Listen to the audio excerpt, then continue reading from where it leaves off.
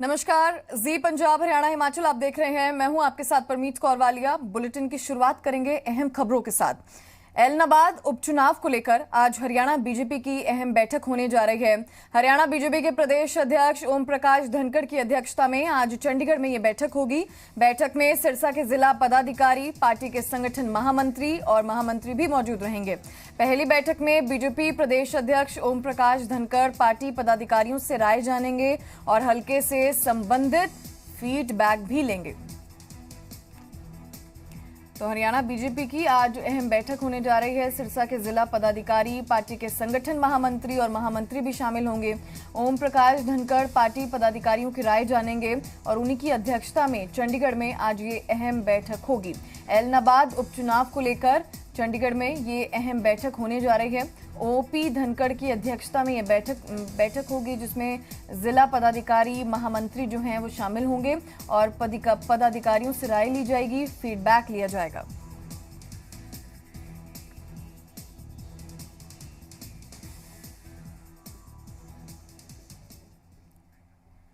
वहीं हरियाणा के उप मुख्यमंत्री दुष्यंत चौटाला ने साफ कहा है कि ऐलनाबाद उपचुनाव दोनों दल मिलकर लड़ेंगे।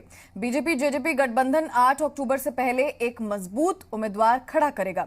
वहीं हरियाणा में कांग्रेस में छिड़ी लड़ाई पर दुष्यंत चौटाला ने कहा कि सिद्धू जी ने कांग्रेस के खात्मे की नींव रख दी है। अब छत्तीसगढ़, राजस्थान के साथ हरियाणा में भी ऐसा ही दिखेगा।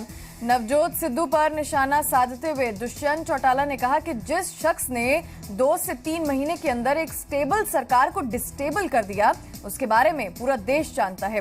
पंजाब के हालात किसी से अछूते नहीं हैं। उसी दिन हालात बुरे दिखने लगे थे जिस दिन पंजाब कांग्रेस अध्यक्ष बदले गए थे।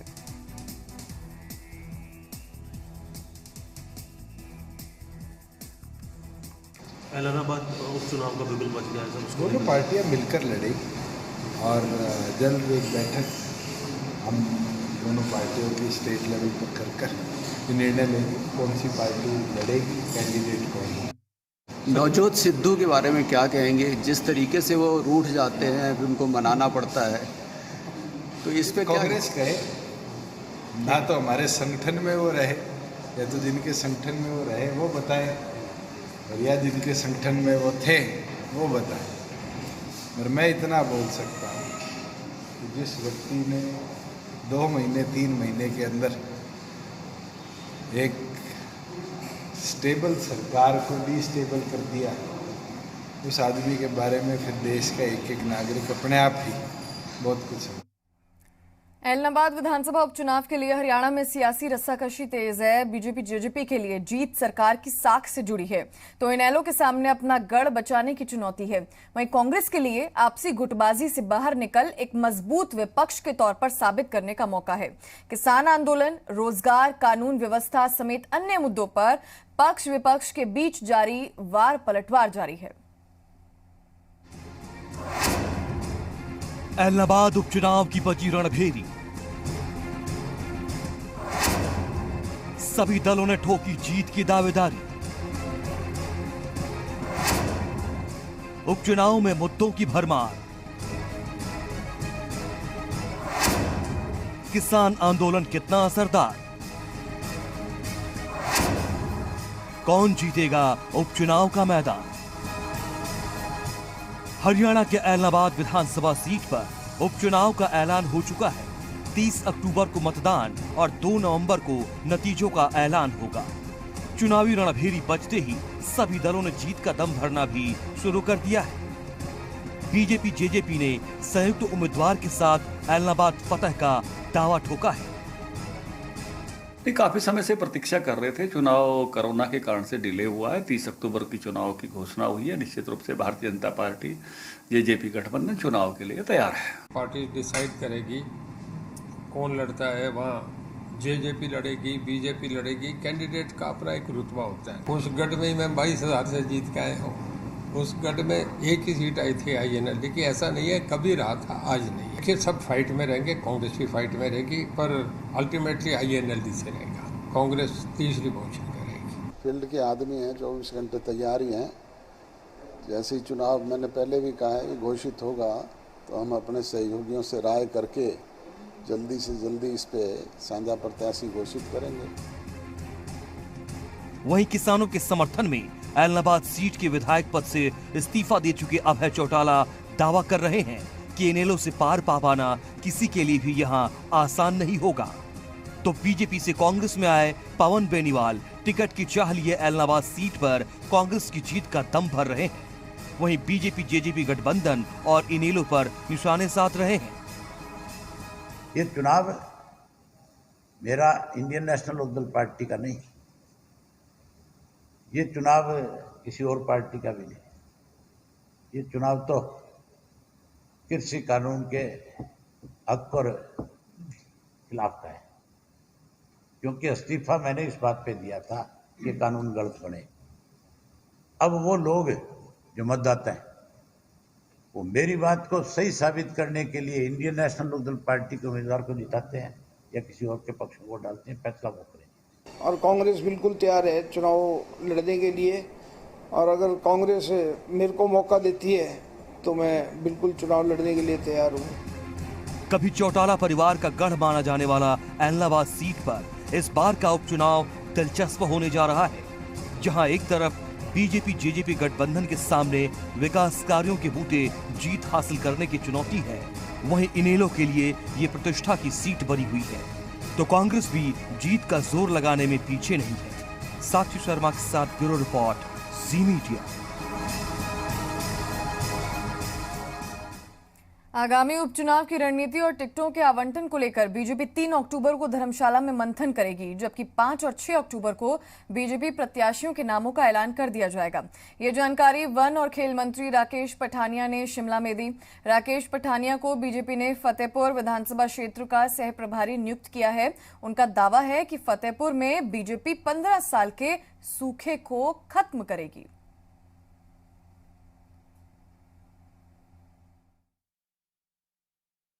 चुनाव का बहुत लंबा इंतज़ार हुआ और सुजान सिंह जी की मृत्यु को भी लगभग 10 महीने से ऊपर हो चुके हैं।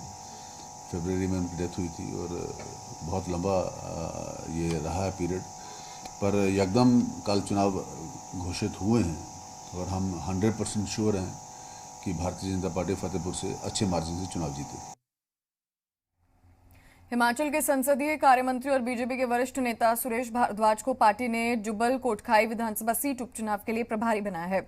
सुरेश भारद्वाज ने कहा कि पार्टी के लिए हर चुनाव महत्वपूर्ण है और बीजेपी उपचुनाव में बहुमत से जीत दर्ज करेगी। हिमाचल प्रदेश में उपचुनावों को लेकर घोषणाएं जो हैं हो चुकी हैं, तैयारियां चुनावों को लेकर की जा रही हैं। कैबिनेट मिनिस्टर सुरेश भारद्वाज इस वक्त हमारे साथ मौजूद हैं। सर, जुब्बल कोटखाई विधानसभा सीट से आपको चुनाव प्रभारी बनाया गया है, क्या तैयारियां हैं? देखिए, जब हमारे वरिष्ठ नेता श्री नरेंद्र बरागटा जी का देहावसान हुआ था, उसके तुरंत बाद पार्टी ने जो है वो सभी विधानसभा चुनावों के लिए और लोकसभा चुनाव के लिए जो है वो तैयारियां प्रारंभ कर दी थी और उसी समय जो है वो चुनाव का प्रभार मुझे सौंपा गया था। तो हमने जो है बहुत सारा जो ग्राउंड वर्क है वो कर लिया है और वैसे भी हमारी पार्टी में लगातार काम होता रहता है, क्योंकि ये कैडर बेस्ड ऑर्गेनाइजेशन है, इसलिए वर्कर्स लगातार जो है वो काम करते रहते हैं।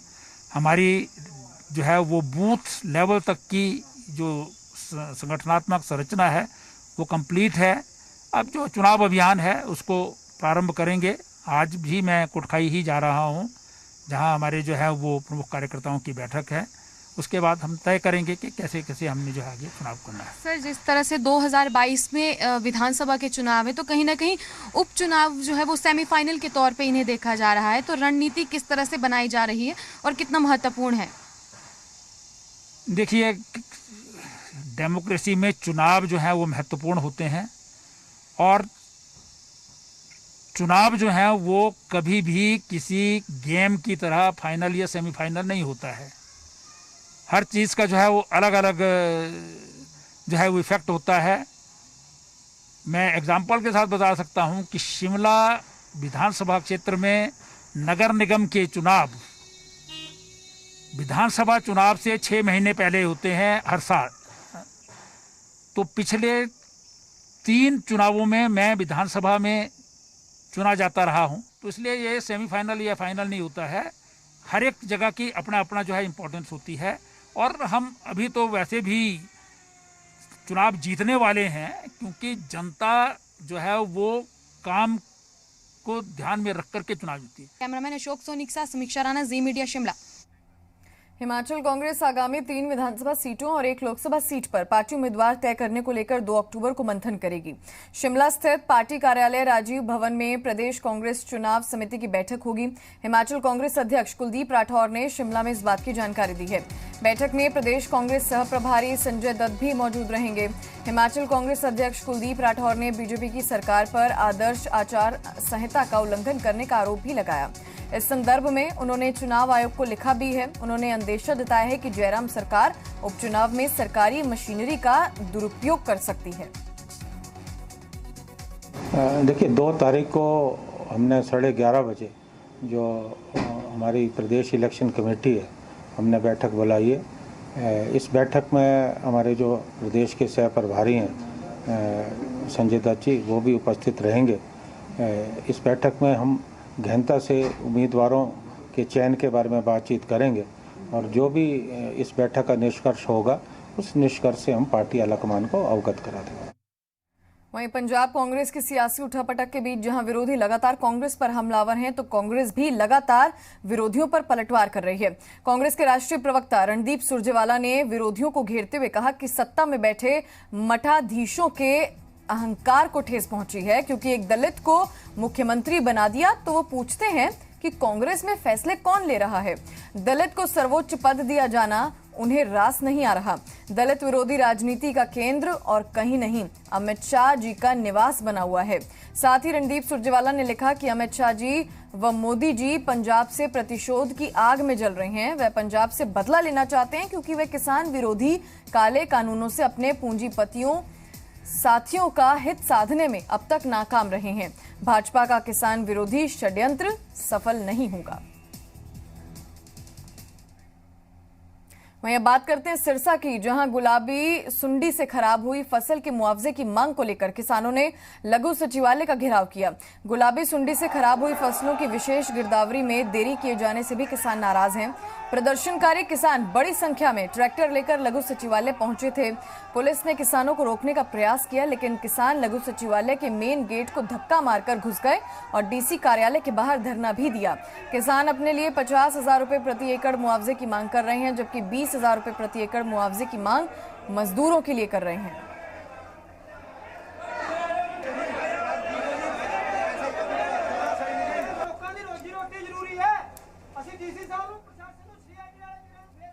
भी जो नरमे की फसल बारिश की वजह से बिल्कुल नुकसान हो चुका, उसकी गिरदावरी को लेकर, और साथ में जो गुलाबी सुंडी के अटैक से हमारी बिल्कुल फसल खत्म हो चुकी है।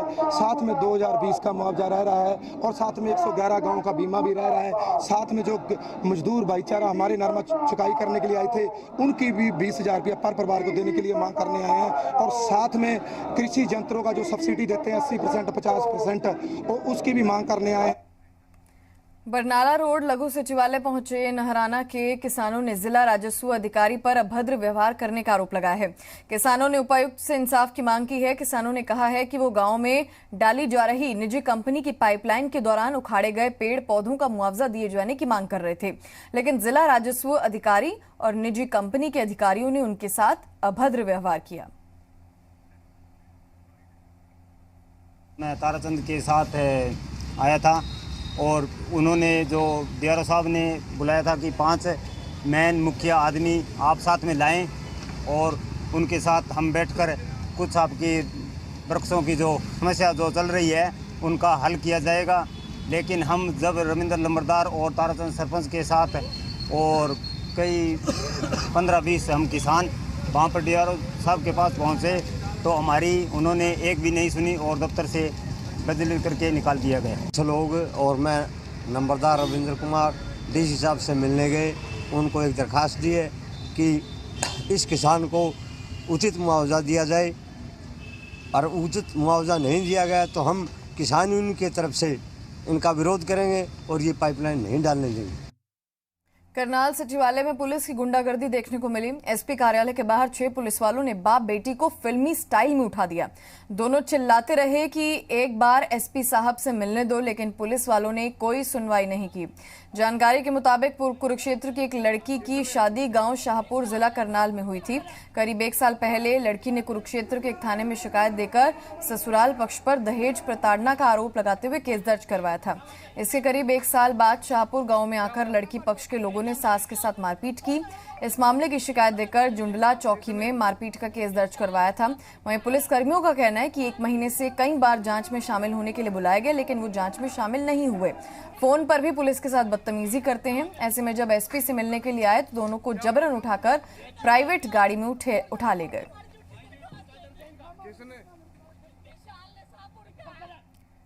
कांग्रेस की राष्ट्रीय प्रवक्ता अलका लांबा ने देश में नशे की वजह से युवाओं की बर्बादी के लिए डबल इंजन की सरकार को जिम्मेदार ठहराया, जिस पर हिमाचल बीजेपी प्रवक्ता रणधीर शर्मा ने पलटवार किया। बीजेपी प्रवक्ता ने कहा कि कांग्रेस के नेताओं को तथ्यहीन बयानबाजी करने की आदत है। उन्होंने पंजाब का उदाहरण देते हुए कांग्रेस को निशाने पर लिया। उनका राजनीति का समय जो है पूरा हो चुका है, उन्हें वापस मुंबई में कॉमेडी शो में ही चले जाना चाहिए। उनके बस की राजनीति है नहीं। राजनीति अति गंभीर जो है एक विषय है और वो विषय को वो पकड़ नहीं पा रहे हैं। इस तरह निराधार आरोप लगाना, तथ्यहीन बयानबाजी करना उनकी आदत है। प्रदेश में जो नशाखोरी की बात है, हम सब जानते हैं कि पड़ोसी राज्य पंजाब, जहां कांग्रेस पार्टी की सरकार थी और बॉर्डर एरिया होने के कारण पंजाब से हिमाचल में भी ये दिक्कत आती है, इसलिए ये नशे का फैलाने का जो काम है वो भारतीय जनता पार्टी की सरकारें नहीं करती। वहीं बात करते हैं हिमाचल की, जहां दालचीनी की खेती का शुभारंभ हो गया है। किसानों की आय बढ़ाने के मकसद से जयराम सरकार की कैबिनेट मंत्री वीरेंद्र कंवर ने कुटलैहड़ से इसकी शुरुआत की। इस मौके पर हिमाचल के कृषि मंत्री ने कहा कि भारत में सिर्फ केरला में ही दालचीनी की खेती होती है, जबकि देश भर में इसकी डिमांड बहुत ज्यादा है। करीब 45 से 50 हजार टन इसका आयात बाहरी देशों से किया जाता है। हिमाचल प्रदेश के 5 जिलों में दालचीनी पौधारोपण कार्यक्रम की शुरुआत कुटलैहड़ विधानसभा क्षेत्र की तनौ ग्राम पंचायत से हुई है। उन्होंने तनौ ग्राम पंचायत में पौधारोपण किया और कहा कि अगले 1 साल में प्रदेश के 5 जिलों में दालचीनी की 1 लाख पौधे लगाए जाएंगे। IHBT ने ये शोध किया है कि ये हिमाचल प्रदेश के अंदर इन 5 जिलों के अंदर, जहां कांगड़ा, हमीरपुर, ऊना, बिलासपुर और सिरमौर, यहाँ का जलवायु जो है वो इस खेती के लिए जो है वो अनुकूल है और उसको चलते हुए IHBT ने हमें पहली बार 500 से ज़्यादा पौधे जो है वो उपलब्ध करवा करके ये खेती के लिए जो है वो हम प्रोत्साहित कर रहे हैं। वहीं चंबा में आयोजित 3 दिवसीय राज्य स्तरीय अंडर 19 हॉकी चैंपियनशिप में ऊना की टीम विजेता रही, जबकि उप विजेता सिरमौर की टीम रही। प्रतियोगिता के समापन के मौके पर ओलंपिक पदक विजेता वरुण शर्मा ने विजेता और उप विजेता टीम को पुरस्कार बांटे।